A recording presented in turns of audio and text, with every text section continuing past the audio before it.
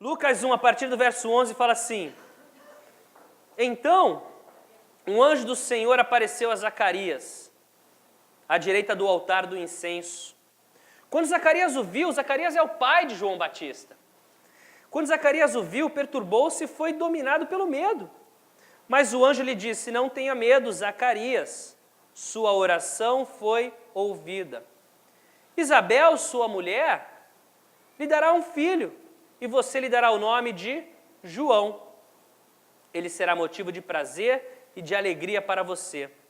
E muitos se alegrarão por causa do nascimento dele, pois será grande aos olhos do Senhor. Ele nunca tomará vinho, nem bebida fermentada, e será cheio do Espírito Santo desde antes do seu nascimento. Fará retornar muitos dentre o povo de Israel ao Senhor, o seu Deus. Então essa foi a palavra profética do anjo para Zacarias, pai de João Batista, falando a respeito da vinda desse jovem, desse homem, dessa criança. Que Deus tinha um propósito para a vida dela, para a vida dele. Importante nós entendermos isso. Nós estamos estudando aqui na Escola Bíblica Ministerial o Salmo 139, começamos hoje. E o Salmo 139 fala a respeito da soberania de Deus, que o Senhor nos conhece, Ele nos formou dentro das nossas mães, conhece todos os dias das nossas vidas, tem um plano para cada um de nós. E o anjo vem e anuncia a vinda de João Batista. Então olha que coisa maravilhosa. Ele é anunciado, ele é um homem enviado com uma missão especial, maravilhosa. O ministério de João Batista, vamos ver um pouco sobre o ministério de João Batista. Em Lucas ainda, no capítulo 3, a partir do verso 1, fala assim: No 15º ano do reinado de Tibério César, quando Pôncio Pilatos era governador da Judéia, Herodes, tetrarca da Galiléia, seu irmão Filipe, tetrarca de Itureia, e Traconites e Lisânias, tetrarca de Abilene, Anás e Caifás exerciam o sumo sacerdócio. Foi nesse ano que veio a palavra do Senhor a João. João agora já está adulto, filho de Zacarias, no deserto. Ele percorreu toda a região próxima ao Jordão, pregando um batismo de arrependimento para o perdão dos pecados, como está escrito no livro das palavras de Isaías, o profeta: Vós que clama no deserto, preparem o caminho para o Senhor, façam veredas retas para ele, todo o vale será aterrado e todas as montanhas e colinas niveladas, as estradas tortuosas serão endireitadas e os caminhos acidentados aplanados, e toda a humanidade verá a salvação de Deus. Então, o profeta Isaías também havia profetizado a respeito de João Batista. Ele vinha com um propósito: preparar o caminho para quem? Para o Messias, para o Filho de Deus.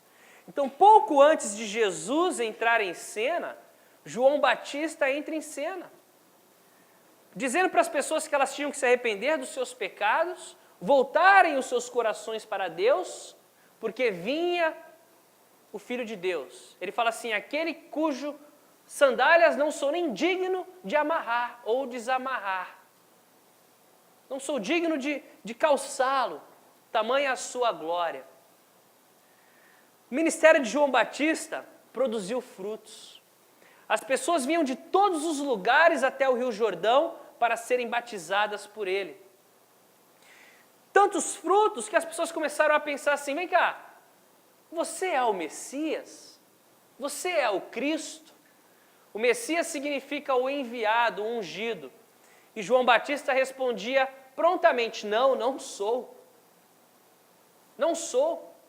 Eu sou apenas aquele que veio preparar o caminho para ele. Eu sou o seu servo. Ele é maior do que eu. Esse era o ministério de João Batista. Indo super bem. As pessoas vinham, eram batizadas, se arrependiam dos seus pecados, recebiam conselhos, recebiam instruções. Ele exortava, ensinava, ao ponto de acharem que ele era o próprio Cristo. E ele ter que dizer, não, não sou o Cristo, estou preparando o caminho para ele. Uma lição de humildade. Uma lição de humildade. Nós precisamos ser humildes. Nós precisamos ser homens e mulheres humildes. Eu, como pastor, preciso ser humilde, me submeter a você, você submeter a mim, nós nos submetermos uns aos outros. Sermos pessoas humildes. E o que está bom, pode o quê? Melhorar ainda mais. O ministério de João Batista estava indo muito bem, mas ele melhora ainda mais, ele chega assim ao auge do chamado. Qual é o auge do chamado do ministério de João Batista? O batismo de Jesus. Aquela cena incrível onde ele está batizando as pessoas e de repente ele vê Jesus e ele diz assim, ali está ele. Eis aí o Cordeiro de Deus que tira o pecado do mundo. É esse aquele de quem eu falava, cujas sandálias não sou digno nem de amarrar, nem de colocar, nem de tirar. Tamanho a sua grandiosidade, tamanho o seu poder, tamanho a sua majestade. E aí Jesus vem e ele fala, não, Senhor, eu não posso te batizar, você me batiza. E Jesus fala, não, eu te batizo, para que se cumpra as Escrituras, para que as pessoas entendam. Então ele vai e batiza Jesus Cristo e acontece aquela cena maravilhosa. A Santíssima Trindade se revela ali. O Pai fala do céu o quê? Eis o meu Filho amado em quem tenho alegria, em quem tenho prazer. O Espírito Santo desce sobre Jesus em forma de pomba. E Jesus sai das águas. E João Batista é quem participa daquela cena. É quem batiza Jesus, é quem está presente naquele momento. O ministério dele sim chega no auge. Uau, não poderia ficar melhor. Tudo indo muito bem, as coisas maravilhosas, as pessoas se arrependendo, as pessoas se convertendo, Jesus sendo batizado. Ele lembra de tudo que ele ouviu. Eu era a voz que preparava o caminho para aquele que haveria de vir. Agora eu vejo o Messias, ele pode declarar com as suas próprias palavras. Eis aí o Cordeiro de Deus que tira o pecado do mundo. Vê o Messias, o Salvador. As coisas não poderiam ficar melhores. Mas nós sabemos o quê? Que a nossa vida não é feita apenas de momentos bons e maravilhosos. O ministério de João Batista está indo muito bem. Ele vive o auge do seu ministério, do seu chamado, ali no batismo de Jesus. Mas as coisas começam a se complicar. João Batista era uma pessoa que não temia aos homens, somente a Deus.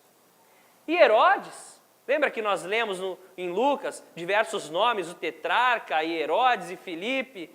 E havia um caso de Herodes e Filipe, irmão de Herodes, em que um se casa com a irmã do outro, Herodias. Herodias tinha uma filha chamada Salomé. E quando eles vêm a João Batista fala assim, olha aqui, não é certo você pegar a esposa do seu irmão e casar-se com ela, você está cometendo adultério, você deve se arrepender do seu pecado. Mas Herodes era a autoridade. E aí o que acontece? Herodias fica furiosa com João Batista. Abre lá em Marcos capítulo 6. Marcos capítulo 6, a partir do verso 17. Às vezes as coisas começam a ficar difíceis nas nossas vidas. Surgem situações que nós não esperávamos que acontecessem, que surgissem. E olha o que aconteceu. Marcos 6, a partir do verso 17. Pois o próprio Herodes tinha dado ordens para que prendessem João, o amarrassem e o colocassem na prisão, por causa de Herodias, mulher de Filipe, seu irmão, com a qual se casara. Porquanto João dizia a Herodes, não te é permitido viver com a mulher do teu irmão. Assim Herodias o odiava e queria matá-lo, mas não podia fazê-lo, porque Herodes temia João e o protegia, sabendo que ele era um homem justo e santo, e quando o ouvia, ficava perplexo. João Batista é lançado agora numa prisão.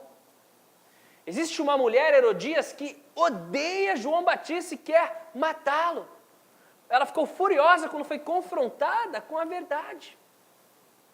João Batista está preso. Herodes, por alguma razão, tem uma simpatia por João Batista. Gosta até de ouvi-lo. E o coloca na prisão. E aí nós chegamos no texto base para o estudo de hoje. Lucas capítulo 7, a partir do verso 18, onde nós vemos que o ministério de João Batista já não vive mais com todas aquelas coisas positivas, né? Só frutos, agora são dificuldades que surgem contra a vida dele. E eu pergunto para você, quando as dificuldades vêm contra a sua vida? Quando as dificuldades vêm contra a minha vida, contra o nosso ministério, qual é a nossa reação? Qual é a nossa atitude? Como nós respondemos às adversidades da vida? Lucas capítulo 7, a partir do verso 18. João Batista já está na prisão. E olha o que acontece. Os discípulos de João contaram-lhe todas essas coisas. Que coisas? Que Jesus havia ressuscitado o filho de uma viúva, que ele havia feito diversos milagres. E eles iam contar para João Batista na prisão as coisas que Jesus estava fazendo. Então eles contavam essas coisas. Chamando 2 deles, enviou-os ao Senhor para perguntar: és tu aquele que haveria de vir, ou devemos esperar algum outro? Dirigindo-se Jesus àqueles homens, disseram: João Batista nos enviou para te perguntarmos: és tu aquele que haveria de vir, ou devemos esperar algum outro? Naquele momento, Jesus curou muitos que tinham males, doenças graves e espíritos malignos, e concedeu visão a muitos que eram cegos. Então, ele respondeu aos mensageiros: voltem e anunciem a João o que vocês viram e ouviram. Os cegos veem, os aleijados andam, os leprosos são purificados, os surdos ouvem, os mortos são ressuscitados e as boas novas são pregadas aos pobres.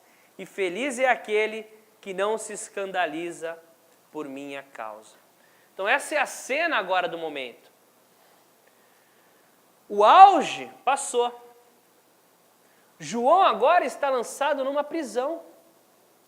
João agora está sozinho. Os grandes dias de João Batista ficaram para trás. Eram memórias, quando ele pensava no batismo de Jesus. Memórias, quando ele pensava nas pessoas que vinham até ele, se convertiam, eram batizadas, aquele tempo que ele tinha que falar que ele não era o Messias, ele não era o Cristo, ele era apenas alguém que veio para preparar o caminho. Aquilo ficou para trás. Agora ele ouvia dizer pelos discípulos: olha, Jesus está operando milagres, Jesus está curando os enfermos, os cegos, as coisas estão acontecendo, ele ressuscitou o filho de uma pessoa. Os discípulos falando para ele. Mas João Batista está na prisão. O ar da prisão é pesado. Na prisão você está sozinho, distante. E o que acontece? As dúvidas começam a vir contra a mente de João Batista. É interessante isso, o momento da adversidade é o momento em que o inimigo aproveita para quê? Para lançar os seus dardos inflamados contra a nossa mente. Começa a haver, a partir daquele momento, na mente de João Batista, um cara que experimentou tudo no reino de Deus, dúvidas. Será que ele é mesmo o Messias? Será que realmente eu fiz a coisa certa? Será que era isso mesmo que deveria ser da minha vida? Por que que eu estou passando por isso? Uma pessoa que um dia afirmou com tanta convicção: eis aí o Cordeiro de Deus, aquele que tira o pecado do mundo, agora está sendo bombardeado por dúvida, por insegurança. Devido a quê? Devido a uma adversidade. Ele está na prisão, as coisas mudaram, as coisas ficaram difíceis para ele, e ele começa a se questionar. Está sozinho, e o inimigo ataca a mente dele. Será que ele é mesmo o Messias? Será que eu fiz certo? Será que realmente eu fui chamado por Deus? João Batista está vivendo uma crise de fé. E nós passamos por momentos assim. Nós não precisamos estar na prisão para que essas dúvidas sejam lançadas contra as nossas vidas. Às vezes nós estamos com um problema de saúde, às vezes nós estamos com um problema dentro de casa, com um problema pessoal, com um problema na vida sentimental, na área de relacionamento, com um atrito dentro do corpo da igreja entre os irmãos. E aí o inimigo aproveita essa oportunidade e começa a lançar as flechas contra a nossa mente. E você começa a perguntar: será que realmente eu tinha que estar seguindo a Deus? Será que realmente Deus tem um plano para a minha vida? Será que esse negócio de Jesus realmente é verdade? Vem cá, me fala se você já não passou por isso. Por um momento em que você começa a questionar as coisas. A dúvida começa a vir: será que meu lugar é ali mesmo? Esses problemas que desencadeiam essa nuvem de dúvidas sobre a nossa cabeça. Por que eu estou passando por isso? Será que Deus está com raiva de mim? Será que eu fiz alguma coisa de errado que desapontou o Senhor? Será que Deus é bom mesmo? Porque se Deus fosse bom, por que eu estaria passando por... As dúvidas vêm, o inimigo começa a te bombardear, aquelas questões, para quê? Para desencorajar você, para tirar você do caminho, para tirar você do foco. Quando essas dúvidas vierem, e elas virão, talvez hoje você esteja vivendo um momento assim, de conflitos, de dúvidas, de porquês, de não compreendo. Primeiro ponto, nós não devemos ignorá-las. Nós não podemos dizer assim: não posso pensar isso, tira isso da minha cabeça, não. Querer que elas sumam. Nós não podemos querer que elas sumam, nós não podemos ignorá-las, e nós não podemos deixar que elas nos paralisem e nos controlem. Então, quando surgirem as dúvidas, primeiro, não ignore, reconheça que existe algo, não queira que ela fuja, ela precisa ser enfrentada e resolvida, e não permita que ela tome conta da sua mente e te paralise. Em outras palavras, deixar que ela vire realidade na sua vida. Nós devemos lidar com as dúvidas honestamente. Uma coisa importante, nós precisamos lembrar que os fatores externos nos afetam internamente. Uma briga com o seu marido ou uma discussão com a sua esposa vai fazer com que você veja as coisas uma perspectiva um pouco diferente. Porque você está magoado, você está afetado. Às vezes um problema de desemprego vai fazer com que você veja as coisas de uma forma um pouco diferente. Por quê? Porque você está desempregado, está passando por dificuldades, então você... uma desilusão amorosa, alguma coisa, faz com que a gente fique um pouco abalado e dê espaço para as dúvidas. E às vezes um irmão te aconselha e fala assim: cara, você está muito cansado. Uma boa noite de sono vai te ajudar, e você tem uma boa noite de sono e você acorda no dia seguinte melhor, aliviado. Você tem uma resposta de emprego e você acorda melhor, aliviado. Aquela crise de fé que você achou que você estava tendo, ela passa. Porque ela surge devido a uma situação adversa, devido a um conflito, devido a uma questão que surge nas nossas vidas. Isso acontece muito. Porém, às vezes, você vai descansar e o alívio não vai vir. você vai ter uma resposta do que você estava esperando e a paz de Deus não vem. As dúvidas continuam, as perguntas continuam. Por quê? Será que eu tenho fé realmente? Será que Deus me chamou? Será que essa é a vontade de Deus? Será que era para ser assim mesmo? Imagina o João Batista. O conflito dele agora, um homem que foi duro, um homem que sempre foi forte. Agora ele está ali, eu estou aqui. Por quê? Será que esse era o plano mesmo de Deus para mim? Conhecereis a verdade vos libertará, eu estou preso. Estou sozinho. Querem a minha cabeça. Querem arrancar a minha cabeça. Será que essa era a vontade de Deus para mim? E as dúvidas vêm. E as dúvidas vêm. Minha vida era melhor antes, sem Jesus, do que agora com Jesus. Quantas vezes eu já ouvi as pessoas dizerem isso? Antigamente minha vida era tranquila, foi eu aceitar Cristo, só problema. Sabe por quê? Porque quando você não estava com Cristo, você pertencia ao inimigo, ele não vai gastar munição com você, porque você já está do lado dele. Mas quando você vem para o lado do Senhor Jesus, para o lado da luz, para o lado de Cristo, você se torna um adversário de Satanás. Um alvo para Satanás. Então ele se levanta contra a sua vida. É por isso que nós enfrentamos dificuldades quando recebemos a Jesus, quando recebemos a Cristo. Porque nós passamos a ser oposição ao reino das trevas. E o reino das trevas se levanta contra as nossas vidas. E essa é a situação de João Batista. Nós vamos ver aqui a resposta que o Senhor dá para João Batista. Mas a maior de todas as respostas é olhar para a cruz. Olhar para Jesus. Quando os nossos olhos estão em Jesus, nós não afundamos nas águas. Quando os nossos olhos estão nas pessoas, nós nos frustramos. Quando os nossos olhos estão nas circunstâncias, nós nos desesperamos. Quando os nossos olhos estão em Jesus Cristo, nós não somos abalados. Ainda que o mundo se sacuda ao nosso redor, nós não somos abalados. E olha o que acontece.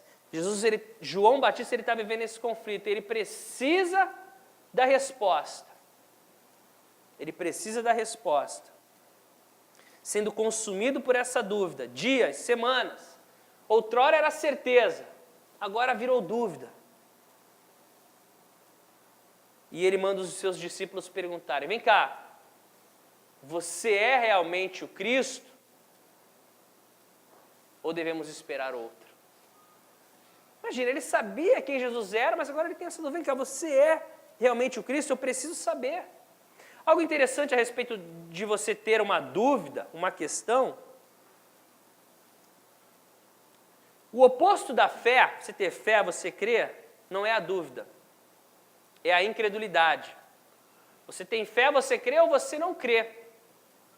A dúvida não é o oposto de fé. A dúvida, na verdade, ela pode te levar ou à fé ou à incredulidade. Porque quando você tem a sua dúvida sanada, você vai em direção à fé. Aquilo aumenta a sua fé. Porque a nossa fé não é cega. Nós temos respostas na palavra de Deus. Temos respostas nas Escrituras.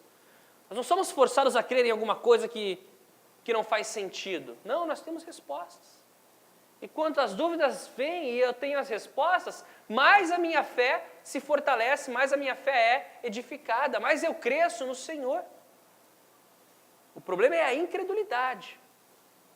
É permitir que aquela dúvida se torne em falta de fé, em incredulidade. E ele enfrenta essa dúvida, ele envia a resposta, ele envia a pergunta diretamente para Jesus. Então, como agir quando as dúvidas vêm? Ir direto em quem? Ir direto em Jesus. E ele manda a pergunta para Jesus. Jesus, os discípulos chegam a Jesus e falam, Senhor, mestre, João Batista quer saber se tu és aquele que havia de vir, o Cristo, o Messias. Ele precisa dessa resposta. Ele precisa dessa resposta. E é interessante a resposta de Jesus, ele não fica com raiva de João Batista ou chateado por João Batista. Poxa, João Batista, tu me conhece, me batizou e agora está com dúvida. Não. Ele responde assim: voltem, no verso 22, e anunciem a João o que vocês viram e ouviram. Os cegos vêm, os aleijados andam, os leprosos são purificados, os surdos ouvem, os mortos são ressuscitados e as boas novas são pregadas aos pobres. Então a resposta é o quê? Escritura. Ele cita passagem de Isaías que João Batista conhecia. Então ele cita a Escritura, ele poderia simplesmente dizer, eu sou sim, a resposta, né? Eu sou. Quer saber se eu sou, mas ele responde com o quê? Com a palavra de Deus. E quando João Batista ouve aquilo, vem cá, tu és o Messias? Presta atenção na pergunta que ele faz, tu és aquele que está por vir, o Cristo? Porque ele sabia a respeito do Messias, ele tinha entendimento da missão do Messias. E quando ele ouve, os cegos vêm, os surdos ouvem, os mortos ressuscitam, aquilo bate como uma flecha de avivamento no espírito de João Batista. Sim, ele é o Messias, porque ele conhecia as Escrituras. Então é importante nós conhecermos a palavra de Deus, porque é a palavra de Deus que vai nos fortalecer. É na palavra de Deus que nós nos agarramos nos momentos das adversidades, nos momentos das dificuldades, nos momentos das dúvidas. Céus e terra passarão, mas a palavra de Deus não passará. São as promessas de Deus para as nossas vidas. As Escrituras sagradas do Senhor nos nossos corações. Eu espero que você tenha entendido essa resposta de Jesus. Ele está preparando João Batista para o pior.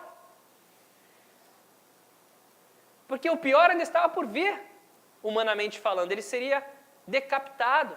Salomé ia pedir a cabeça de João Batista numa bandeja. Mas agora, com a convicção da palavra de Deus no seu coração, com a convicção da palavra de Jesus para ele, de que ele era o Messias, porque aquilo que as Escrituras diziam a respeito do Messias estava acontecendo, aquilo ia dar paz ao coração de João Batista para enfrentar qualquer adversidade, até mesmo perder a própria cabeça. Gente, eu gostaria muito, às vezes eu falo assim, poxa, eu poderia ser um pastor que falasse mais de vitória, né? Mais de conquista. E eu oro que eu venha falar na medida certa sobre essas coisas. Mas a gente sabe que a gente vive em um mundo em que nós perdemos os nossos pais, em que nós perdemos às vezes os nossos filhos, em que nós perdemos às vezes aqueles que nós mais amamos, em que nós enfrentamos dores e dificuldades, em que coisas difíceis acontecem nas nossas vidas. Ou me diga alguém que não passa por coisas difíceis. E nós precisamos estar preparados espiritualmente, firmados no Senhor, para enfrentarmos esses dias, porque os dias bons são fáceis de enfrentarmos. Nos dias da facilidade, nos dias de vitória, nós não precisamos de muita coisa para suportá-los. Mas nos dias difíceis, nos dias de prisão, nos dias de morte, nos dias de adversidade, nos dias de lágrimas e de dor, somente a palavra de Deus e o Espírito Santo que vai nos consolar e nos confortar e nos manter firmes para suportarmos essas adversidades. Eu desejo bênçãos para as nossas vidas, eu desejo vitória, eu desejo alegria, eu desejo paz, eu desejo prosperidade no nome de Jesus. Mas é fundamental que nós estejamos firmados, convictos de quem Jesus é, firmados, convictos de quem nós somos em Cristo, para que estejamos de pé nos dias difíceis, para que possamos suportar as adversidades das nossas vidas. E na hora da dúvida, enfrentá-la para que a nossa fé seja fortalecida ainda mais, edificada ainda mais, para que possamos enfrentar o que vier na nossa frente. Vou dar um breve testemunho e nós vamos terminar. Vou usar a Mariana, que sexta-feira chegou aqui na igreja com dúvidas, com dificuldades, com questões, e ela desabafou, ela abriu o coração, ela confessou, ela enfrentou, a gente tentou ajudar de alguma forma. E hoje de manhã ela chegou falando, esse final de semana foi o melhor para mim, porque eu vi Deus trabalhando na minha vida, eu vi Deus me fortalecendo através da sua palavra, eu vi Deus me fortalecendo através das suas promessas. Por quê? Porque lá na frente virão essas dificuldades. Mas quando nós estamos firmados na palavra, nós não somos abalados. Nós permanecemos firmes no nome de Jesus. Firmes no nome de Jesus. O Senhor tem coisas boas para nós. O Senhor quer nos usar. Essa manhã eu estou feliz, porque eu sei que é uma manhã de vitória, uma manhã de mudança, uma manhã profética nas nossas